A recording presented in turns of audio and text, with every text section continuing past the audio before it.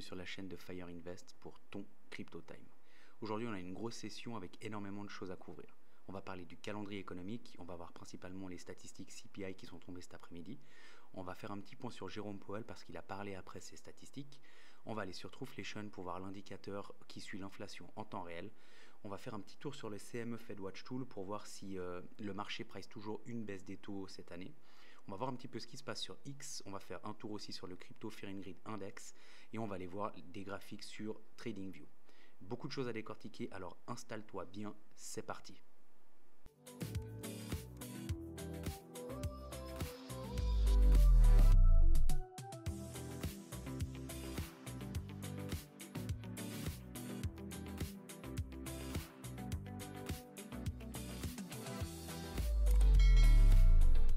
Le calendrier économique, on voit que hier, donc mardi 11 février, Jérôme Powell il a pris la parole et on voit surtout qu'aujourd'hui on a eu des statistiques importantes avec l'IPC Core, l'IPC mensuel de janvier, annuel aussi, et Jérôme Powell a aussi repris la parole et on va regarder une petite vidéo après pour voir un petit peu ce qu'il a dit.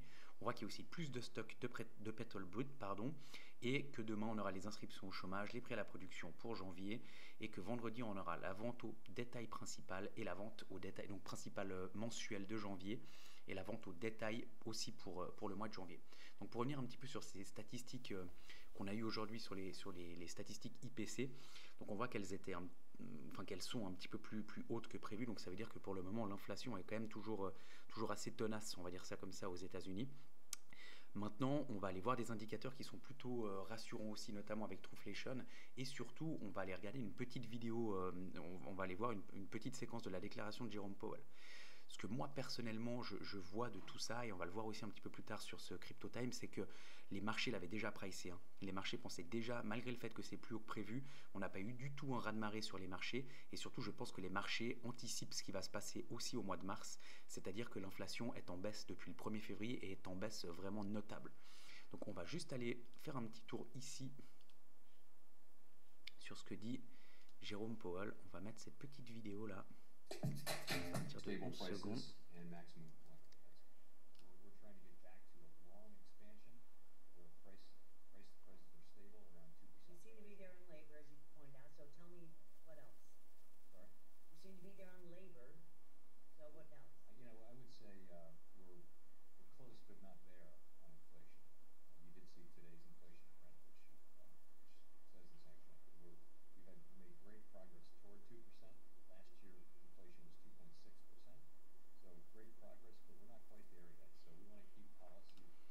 Donc voilà, tu as vu, il dit qu'ils ont quand même fait des beaux progrès, qu'ils ne sont pas encore à la target de 2%, mais qu'ils y approchent gentiment.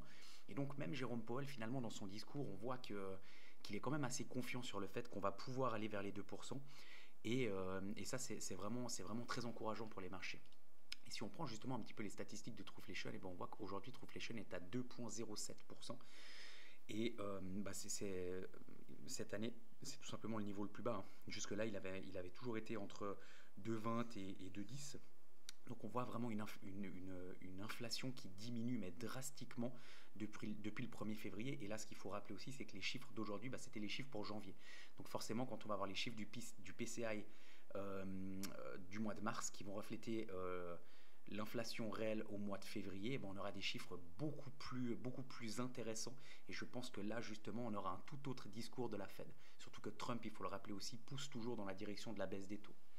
Et si on revient aussi ici sur le CME FedWatch Tool, pour le moment on ne va pas tous les refaire, mais pour le moment tout simplement on voit qu'il y a 40,7% contre 39,4%, donc ça se joue à pas grand chose. Le marché price toujours une baisse des taux, sauf qu'il ne le price plus en juillet, mais il le price le 29 octobre. Mon avis personnel, et franchement, je mets ma main au feu que cette année minimum on aura 2 baisses des taux, parce qu'avec ce qui est en train de se passer, sur Trueflation on le voit en temps réel, mais ça a environ 40 jours d'avance Trueflation sur les indicateurs que la Fed utilise, et bien évidemment que la Fed connaît Trueflation et utilise aussi des datas en temps réel, ça on s'entend bien. Et ce qu'il faut bien comprendre quand même aussi, c'est que eux, ils peuvent pas se permettre d'aller trop vite, mais ils ont le marché qui dans un sens leur montre que l'inflation baisse aussi, et ils ont surtout le président des États-Unis, donc Trump, qui pousse aussi pour cette baisse des taux parce qu'il a besoin d'avoir cet argent qui coûte moins cher pour que l'économie se relance encore plus que maintenant et se maintienne à flot. On va voir un petit peu au niveau de X ce qui se passe ces derniers jours. Bien évidemment, si tu ne me suis pas non plus sur X, eh ben, tu peux y aller, c'est gratuit. Je partage du contenu journalier, donc n'hésite pas à t'abonner. Il y a le lien en bas dans la description de cette vidéo. Donc on voit que FTX, ils vont commencer le 18 février à rembourser les clients à coût de 16 milliards de dollars. Donc ces ayants des créances de 50 000 dollars ou moins recevront 100% de leur argent, plus 9% d'intérêt annuel depuis novembre 2022. Donc ça c'est quand même hyper intéressant. Alors moi j'étais pas sur FTX, mais en tout cas ceux qui y étaient, j'espère vraiment qu'ils vont pouvoir retrouver leurs fonds rapidement. Là, petit graphique, pour le moment on va passer vite. On voit aujourd'hui justement, j'avais mis ce matin que l'inflation était à 2,07% et puis que ils allaient parler un petit peu des chiffres IPC. Brian Kittens, il est pressenti pour diriger la CFTC. Donc il faut savoir qu'avec la SEC, c'est eux qui gèrent justement tout ce qui est asset à risque aux États-Unis. Donc ça, c'est de nouveau, c'est quelqu'un qui est pro-crypto, c'est de nouveau ultra bullish pour les marchés. On voit aussi, alors ça c'est vraiment pour moi un peu la news du jour, BlackRock qui classe officiellement Bitcoin comme un actif risk-off. Donc ils gardent l'Ether dans du risk-on, donc ça veut dire que c'est plutôt risqué, enfin que c'est risqué, et ils mettent tout simplement Bitcoin en risk-off.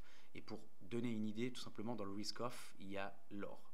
Donc pour BlackRock, l'or et le Bitcoin sont risk-off. Et ça, c'est vraiment quelque chose qui est pour moi mais ultra bullish. J'en avais parlé ce matin, voilà, je le tourne maintenant. Donc il y aura un Crypto Time ce soir et les statistiques dont on vient de parler.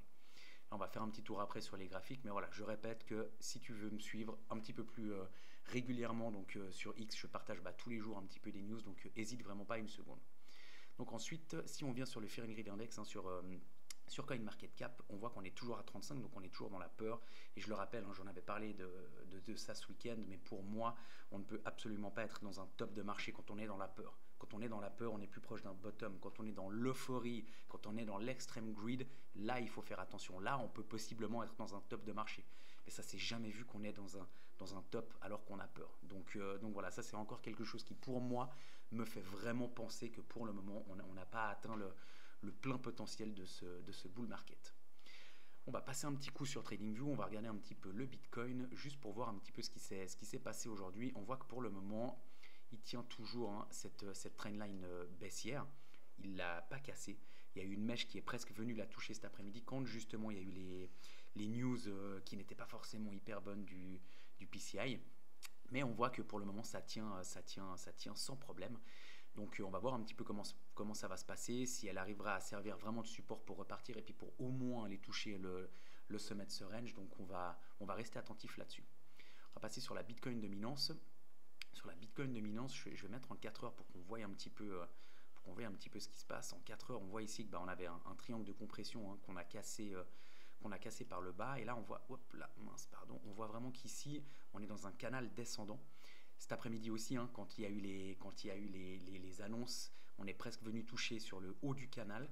Et finalement, on est venu juste mécher sur la SMA 50 qui nous a pour le moment bien servi de résistance. Donc ça, c'est top. Et on voit qu'on est vraiment dans ce canal-là descendant depuis plusieurs jours. Donc pour le moment, on fait des points bas de plus en plus bas et des points hauts de plus en plus bas sur la Bitcoin dominance. Et ça fait du bien pour laisser un petit peu place et laisser un petit peu respirer nos altcoins préférés.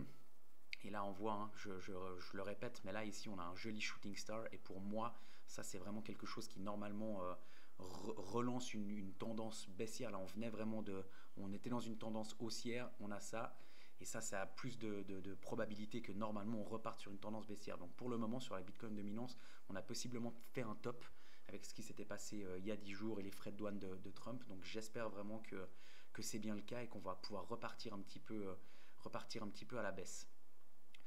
De nouveau, on va regarder un petit peu au niveau de l'USDT et de l'USDC et on voit que pour le moment, on a toujours en weekly énormément de liquidités qui arrivent sur ce marché-là. Pardon, je me suis juste un tout petit peu, voilà, on voit que pour le moment, alors cette semaine pour le moment, c'est un petit peu hésitant. Après, on est que mercredi, donc il faudra voir un petit peu comment ça va se passer cette semaine. Est-ce que pour le moment, on aurait un léger ralentissement des liquidités qui arrivent sur le marché? C'est pas impossible, c'est pas impossible et on le voit à part là justement en décembre. On le voit en weekly, ça fait des semaines et des semaines qu'on fait des grosses bougies vertes et qu'on a beaucoup de liquidités qui arrivent sur les marchés. Donc c'est pas impossible que ça se calme un petit moment.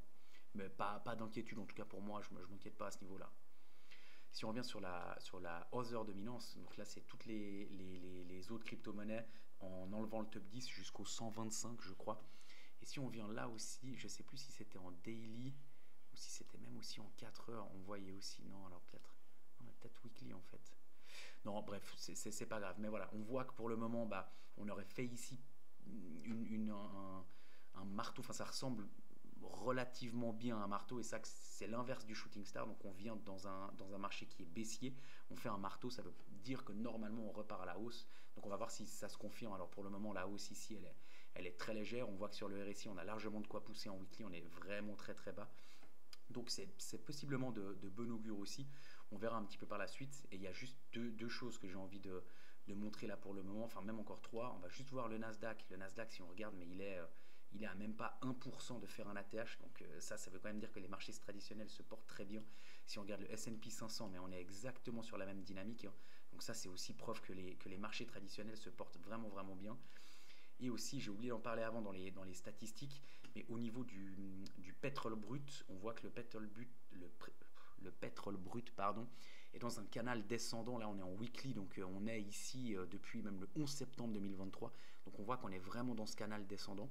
Et ça, c'est vraiment important. Et si on revient ici, juste pardon, cette statistique-là, il y a eu plus de stocks de pétrole brut qu'attendu. Et ça veut tout simplement dire, ça c'est bon pour lutter contre l'inflation, parce que ça veut dire que quand on a beaucoup de stocks, et bah forcément des fois pour liquider un petit peu ce stock, on est obligé de baisser un petit peu les prix. Et si les prix de l'essence baissent un petit peu, bah, ça va baisser le prix des transports et tout ça. Et ça, pour lutter contre l'inflation, et bah, c'est plutôt bon. Et on le voit justement qu'on est vraiment dans ce canal descendant depuis bientôt une année et demie maintenant. Là, on a touché le haut du canal, on avait même cassé. On voit justement ici, bah pareil, on est presque sur un shooting star, sauf que ça a quand même terminé dans le vert, mais ça c'est pas grave. Grosse bougie d'hésitation, tout petit corps, et ça repart à la baisse. Donc on est vraiment possiblement en train de repartir sur une belle dynamique baissière, et ça c'est vraiment bon aussi pour lutter contre l'inflation. Donc voilà, on a fait le tour de Crypto Time. On a couvert beaucoup de sujets aujourd'hui, et je te remercie d'avoir regardé cette vidéo. Si ce contenu t'a plu, n'oublie pas de liker, commenter et de partager, parce que c'est grâce à tes retours et à ton engagement que je peux continuer à proposer du contenu toujours plus qualitatif et de continuer à faire grandir la chaîne. Donc dis-moi en commentaire ce que tu penses de la situation actuelle. Est-ce que tu penses que la Fed, elle va lâcher du lest, en tout cas cette année, ce que j'espère? Est-ce que tu penses que le Bitcoin, il est prêt à exploser? Et est-ce que tu penses qu'on va avoir une altcoin season? Abonne-toi si ce n'est pas déjà fait, active la cloche pour ne rien rater, et on se retrouve très vite pour un nouveau Crypto Time. A bientôt, et n'oublie pas, agis aujourd'hui pour devenir demain.